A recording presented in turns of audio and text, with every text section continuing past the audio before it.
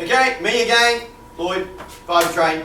Right, what I was talking about, the other classic one I see all the time is people coming in with hip problems, lower back problems, yada yada yada. These people have been training for a long time, but there's a kind of telltale sign that something's wrong, and that's mainly A, their quad is huge, their hamstring is very tiny, and they got a flabby lower bum.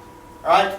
The reason why is because when you do squats, you work your calf muscle, your quad, and your upper glute. But your hammies and your lower glute get pistol stimulation. I mean, very, very small amount. But this is the thing we do wrong. A lot of guys, maybe you got a guy's 100 kg, so he wants to squat another 100 kg. There's 200 kg of pressure mainly on his quads. The other muscles are at play, of course, but he's really aiming to smash his quads. So he gets down, he does a squat, like, yeah, great, that's good. And you go, right, I'm going to train the hammies. What am I going to do?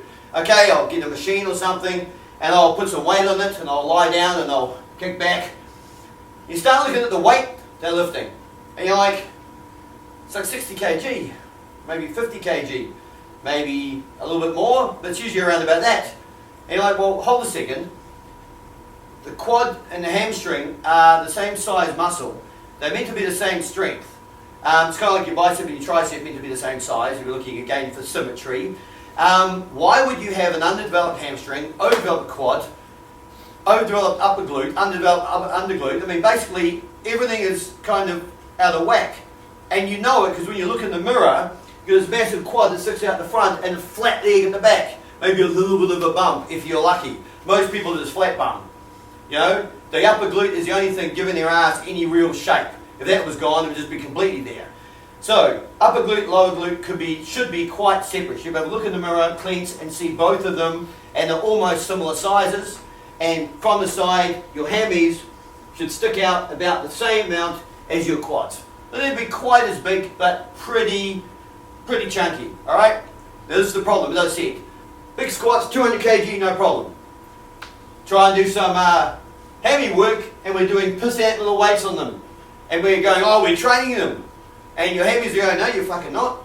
Because I'm not burning like my quads were. In fact, they're okay, and I'm certainly not getting the stimulation because there's no growth, I'm not getting any stronger. It's not like your weights just go up and up and up. Your hammies kind of stay the same level. You can train really hard, maybe go up 10, maybe 20 kg at the most. But if you look at the percentages, 200 kg on your quads versus 50 kg on your hamstrings, you know something is wrong. Now, the reason why we can't seem to train our hamstrings the same as our quads is because we try and train them standing up or lying down or some other weird position. The fact is, as primates, the only way we can create enough pressure in our hamstrings is to use our entire body weight on the lever in the back of our leg, which is actually part of our gripping system for when we used to climb a lot. We're going back a long time. But that grip is still there. And it's very, once you develop it, it's very, very powerful. Okay? When you first start this movement, it'll be quite sore in the back there, but after about 3 or 4 times, it desensitizes really, really quickly. Kind of like people who ever tried trapeze. First 2 or 3 times, they're like, holy crap, this is sore. Almost naturally on the 4th or 5th time, it just stops being sore. We are designed to take massive loads at the back here. So remember what I told you about this machine. Produces 1,500 kilograms of force, only an upward thrust. So what I'm going to do is I'm going to go into a position that you're going to remember straight away, because almost every child in the universe has done this naturally. And the machine is literally going to throw me up in the air and drop me, and it's throwing me back up and drop me 40 times a second. Be 2,500 lifts and drops with 1,500 kilograms of force.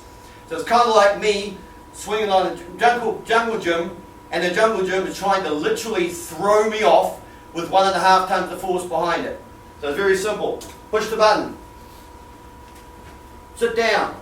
Grab the handlebars nice and tight. Okay, get myself over the handlebars. One leg there, one leg there. And hang. Hands by my head, toes up. Creating a bit of a hook on the side of my leg here. As you can see, it's not like that. It's a nice little hook. I'm deliberately using the back of my legs as like a grip. almost gripping the handlebar and allowing my body weight to swing on my hamstring. Now I also put a little bit of an arch on my back. Okay, it allows this hook to be better in this position. And yes, we have tried a lot of other things in the past. At the end of the day, to be the most natural position that our body can produce, and did produce when we were younger, was always the best. And there's a bit of a theory behind that. Basically, when you're a kid, you're still an animal, and you do something for too long, like do some OCD movement, like run around too much and your quads get too hot and too tired, your body tells you, or Mother Nature tells you, or instincts, or whatever you want to call it, say, right, that's not right. Go and flip upside down on that monkey bar for a while, give those hammies and glutes a bit of a workout, and you'll even the system up. That's why when you look at most children's bodies, they're pretty symmetrical. You don't see kids with big arms and skinny legs, or big legs and skinny arms, the kind of shit you see at the gym. Because they don't second guess their instincts. They just get told to go and do something by their brain and go and do it. So that's it. Okay, very simple fix to help anyone with any underdeveloped hamstring problem, or if they're finding they can't lift enough because their hamstring is failing on them all the time.